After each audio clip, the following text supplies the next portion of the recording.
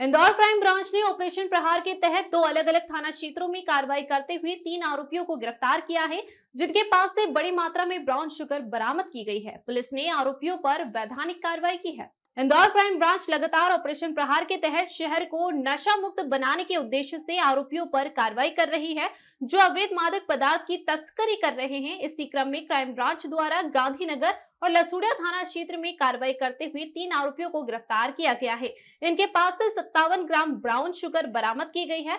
पकड़ी गई brown sugar की कीमत लाखों रुपए है। वहीं आरोपियों से पूछताछ की जा रही है कि यह कहां से ढूंढ कर लाते थे और कहां सप्लाई करते थे।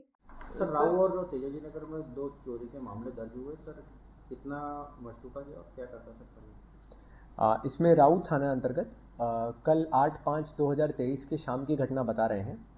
फरियादी जो है गोवर्धन पाटीदार, वो दूध डेयरी का काम है उनका, और दूध निकालने गए हुए थे। और उनका कहना है कि शाम को 3:30 से लेकर 6 बजे तक वो बाहर थे घर में।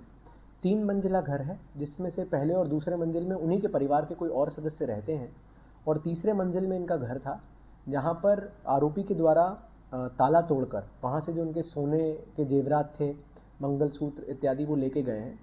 अभी इसमें तस्दीक जारी है। इसमें अभी 1-2 लोग चिन्हित हुए हैं सीसीटीवी फुटेजेस के माध्यम से, जिन पे शंका जाहिर की है, और प्रयास कर रहे हैं कि जो भी डिजिटल फुटप्रिंट्स हमें मिल रहे हैं, चाहे वहाँ पर मोबाइल रिकॉर्ड्स मिल रहे हों, पीएसटीएन डेटा मिल रहा हो, उसको एक बार एनालाइज करके ये देखें कि क्या कोई ऐसा आदमी था जिसने बाकायदा पहले कभी रैकी की है, या पहले घटनास्थल को बहुत अच्छे से जानता था। क्योंकि अगर आप देखेंगे कि दिन की घटना है और बहुत कम समय में आरोपी को पता था, ऐसा प्रतीत होता है कि उसको पता था कि इस समय घर पे नहीं है मौजूद, और कहाँ पर जाना है, किस घर में जाके हमें चोरी करनी है।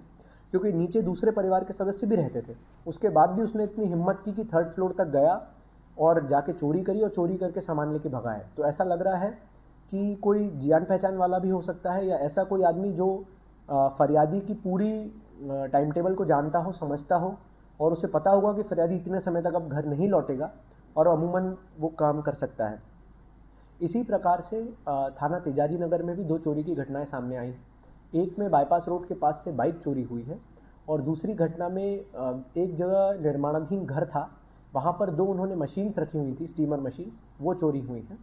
उसमें दोनों में प्रयास कर रहे हैं कि आरोपी को राउंड अप किया जाए, और उसमें से जो भी फरियादियों की चीज़ें गई हैं उनको वापस जब्त कराया जाए। सर, ये जो चोरी के वापस से बड़ी है चोरी की तरह की जांच में अब तक सामने आया, कोई ऐसा गिरोह जो सक्रिय है इस क्षेत्र में?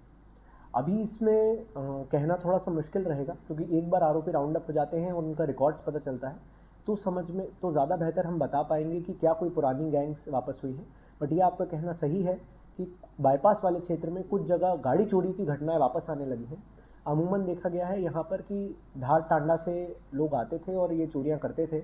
इसी को लेते हुए पिछले 15 दिन में 2 बार दबिश डाली गई है, जिसमें राजेंद्र नगर में एक BMW बाइक चोरी हुई थी, उसको भी क्या बोलते हैं हम लोग धार जिले से ला पाए हैं। और दूसरी एक लैपटॉप मोबाइल गाड़ी के अंदर से निकाल के चोरी की गई थी, उसको बड़वानी जिले से हम लोग लेके आए हैं। तो सभी जगह पे प्रयास चल रहा है कि बाईपास और इस क्षेत्रों में जो भी चोरियां हो रही हों, इनको पकड़ा जा सके। इसी के उसमें एरोड्रम में आप देखेंगे कि पिछले 1 हफ्ते में चोरी की घटनाएं जो हो रही थी वो कम हुई हैं, क्योंकि उसमें जो एक बड़ी गैंग पकड़ी गई है। तो मुझे लगता है कि आपका कहना सही है कि कोई 1 या 2 ऐसी गैंग्स हैं जो क्षेत्रों में एक्टिव रहती हैं और अमूमन बार बार घटनाओं को कारित करती हैं। इसलिए जैसे ही एक बार पकड़ी जाती हैं तो अमूमन देखा गया है कि फिर थोड़े दिन शांति रहती है क्षेत्र में। हार्दिक प्रजापत की रिपोर्ट।